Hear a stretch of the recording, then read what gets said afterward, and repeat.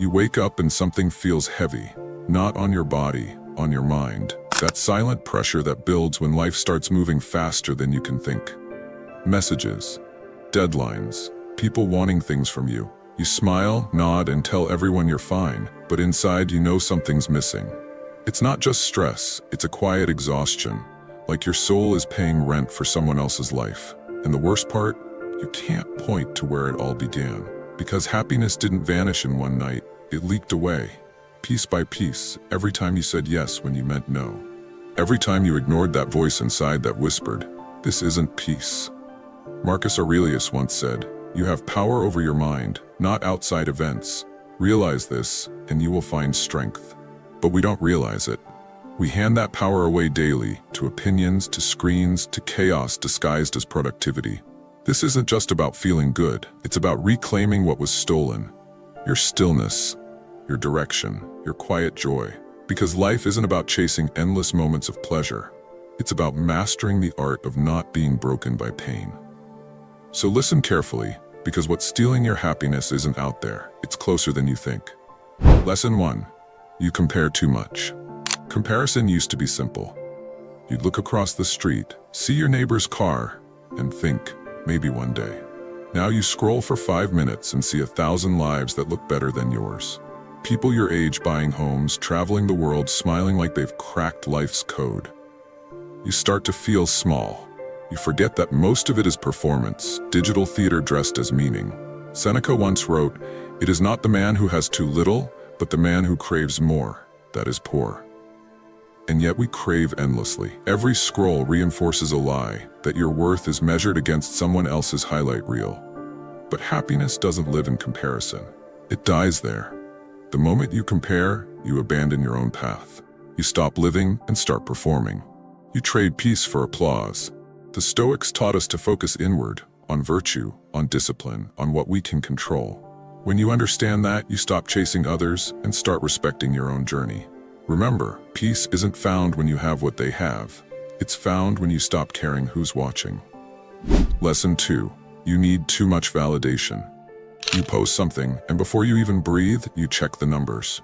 Likes, comments, views, hearts on a screen that decide whether your day feels meaningful. It's subtle but deadly, because every time you wait for someone's approval, you hand them control of your peace.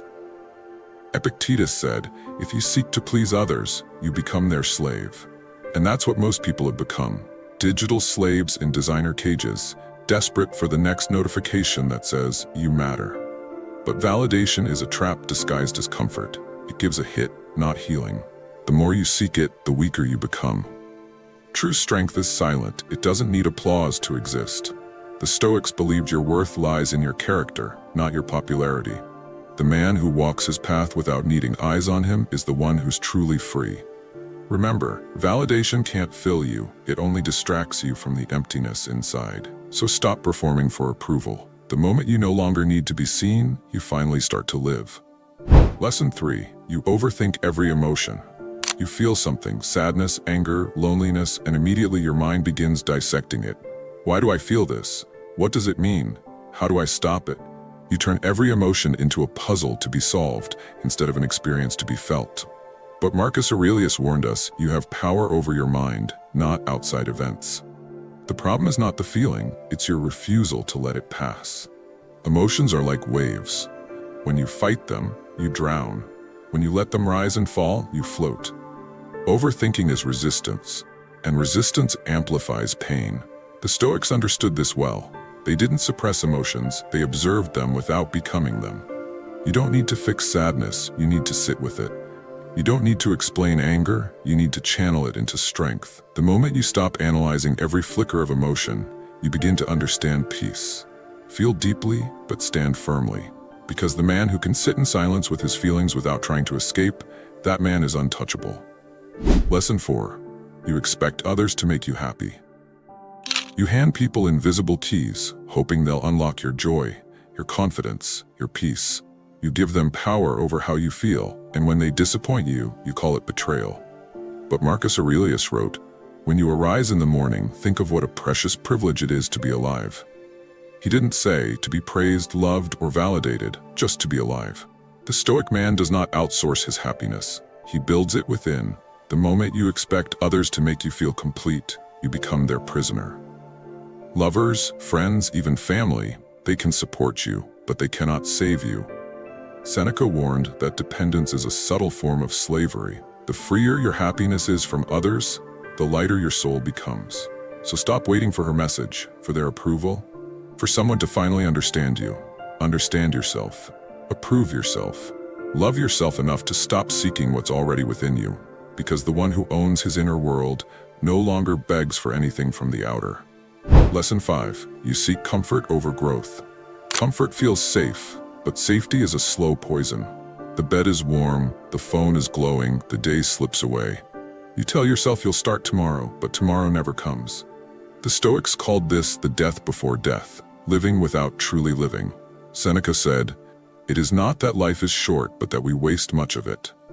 The pursuit of ease is the quiet killer of potential. Growth only happens where discomfort begins. A man who avoids struggle also avoids strength. Think of steel, it hardens only in fire. The same applies to your mind. Every time you choose the harder path, to wake early, to stay disciplined, to endure silence instead of distraction, you sharpen your soul. Marcus Aurelius faced the weight of an empire, yet he wrote, "Endure and persist. The obstacle becomes the way." So reject the softness that weakens you. Trade comfort for challenge, excuses for effort, because every moment of ease you cling to today becomes regret tomorrow. You don't grow by running from pain. You grow by walking straight through it, calm, controlled, unshaken. Lesson 6. You hold on to things you can't control. You waste entire seasons of your life trying to control the uncontrollable, people, outcomes, timing, the past. You replay conversations in your head. You wish you'd said something different, done something better, but none of it changes. Epictetus said it clearly. Some things are up to us and some are not. Yet most men invert this truth. They obsess over what's beyond their reach and neglect what's within it. You can't make someone respect you. You can't stop loss. You can't freeze time. But you can master your reaction. You can choose your thoughts. You can build peace where chaos once lived. The Stoics didn't preach indifference, they taught power. The kind of power that comes from surrendering control over the ocean and steering your own ship instead. Imagine standing in the rain. You can curse the storm, or you can walk calmly through it. One leaves you miserable, the other makes you unshakable. Life becomes lighter the moment you release the illusion of control. Let go of the need to fix what isn't yours to fix. Your peace begins where your control ends. Lesson 7. You chase validation from others. You don't realize how much of your life is shaped by invisible applause. Every choice, your clothes, your words, your posts, designed to win approval from people who barely care. It's the quiet addiction of our age, validation. Marcus Aurelius warned, "It never ceases to amaze me. We all love ourselves more than other people, but care more about their opinions than our own." You scroll through comments, watch for likes, measure your worth in digital echoes. But here's the truth. Validation feels like air, yet it never fills you. The more you breathe it in, the emptier you become.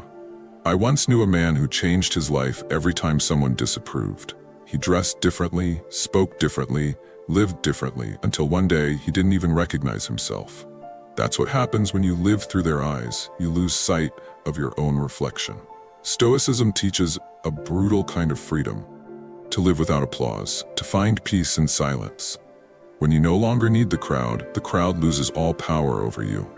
Don't chase validation, earn self-respect. That is the only applause that never fades. Lesson 8. You expect life to be fair. You were told since childhood that good things happen to good people, that effort brings reward, that life somehow keeps score. But the Stoics knew better. They didn't ask for fairness, they asked for strength. Because life does not balance its scales by your effort. It tests you without warning, it takes without reason. Marcus Aurelius wrote, "Do not expect the world to be as you wish it. Wish instead to meet it as it is." The man who expects fairness is always a victim. The man who accepts reality is always free. I once met someone who lost his job after years of loyalty. He said, "I did everything right, why me?" But the Stoic answer is simple, why not you? The universe owes you nothing, you owe it your resilience. The moment you stop expecting fairness, you stop suffering twice, once from the event and again from the illusion. The storm doesn't ask who deserves to be wet. It just rains. So stop waiting for fairness and start building endurance. Because peace is not found in a balanced world, it's found in a balanced mind. Lesson 9. You refuse to let go of control. Control is a beautiful illusion, the favorite toy of the anxious mind. You plan every detail, try to manage every outcome, hold every string tightly, until life cuts the cord and you're left trembling in the dark. The Stoics understood that control ends at your thoughts and actions. Everything beyond that is wind. Epictetus taught, some things are in our control, others are not. Yet most people live backward. They try to control the weather, people's opinions, the future. And when they fail, they call it bad luck. I once knew a man obsessed with control. He tracked every calorie, planned every conversation, micromanaged every project. But the tighter he gripped, the more his peace slipped away. The Stoic path is not chaos, it's surrender with wisdom. You still act, you still prepare, but you stop demanding a specific outcome. You do your best, and you let life unfold. Control is not power, acceptance is. Because the moment you stop fighting the uncontrollable, you finally have time to master what's yours. Your mind, your reactions, your peace. Lesson 10. You chase perfection instead of progress. Perfection is the enemy of growth. It whispers, wait until it's flawless. Wait until you're ready. But you never are. And so you wait your whole life, polishing, doubting, delaying. The Stoics didn't believe in perfection, they believed in progress. Seneca said, while we delay, life speeds by. Every day you hesitate because something isn't perfect, you lose another piece of your life to fear. I once met an artist who never released a single painting. His studio was full of half-finished canvases, each one waiting for the perfect touch. He died chasing perfection, and no one ever saw his work. The Stoic doesn't chase flawless, he chases better. He learns, adapts, improves, and keeps moving forward. You don't need to be perfect, you need to be consistent. You don't need to finish as a masterpiece, you need to start as a learner. The truth is, perfection is ego in disguise. Progress is humility in motion. So fail, adjust, grow, repeat. Because perfection is a myth, but progress is power. Lesson 11. You're addicted to comfort. Comfort feels safe, warm, familiar, and easy, but it's also the slowest form of self-destruction. The Stoics warned that comfort breeds weakness.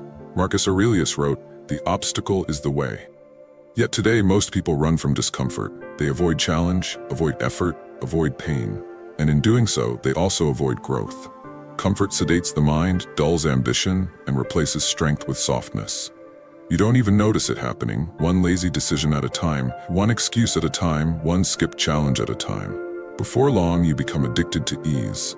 The Stoic seeks the opposite, voluntary hardship, cold showers, early mornings, hard work, and discipline.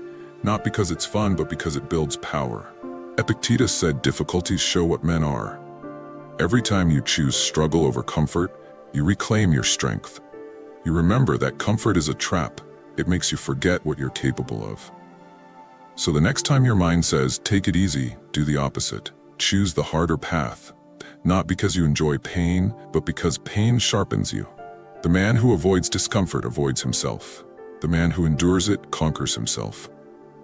Lesson 12. The illusion of control. So here's the truth. Happiness isn't stolen overnight. It's taken slowly, piece by the distractions you tolerate, the comfort you choose, and the emotions you refuse to master. But the Stoic path is different. It's the path of silence, self-control, and deliberate living. Marcus Aurelius said, you have power over your mind, not outside events. Realize this, and you will find strength. So this week, take that power back. Guard your mind like a fortress. Say less, react less. Let go of what you can't control. Watch how light returns when noise fades. Happiness isn't found, it's reclaimed, one act of discipline at a time. Be still, be strong, and walk the Stoic path.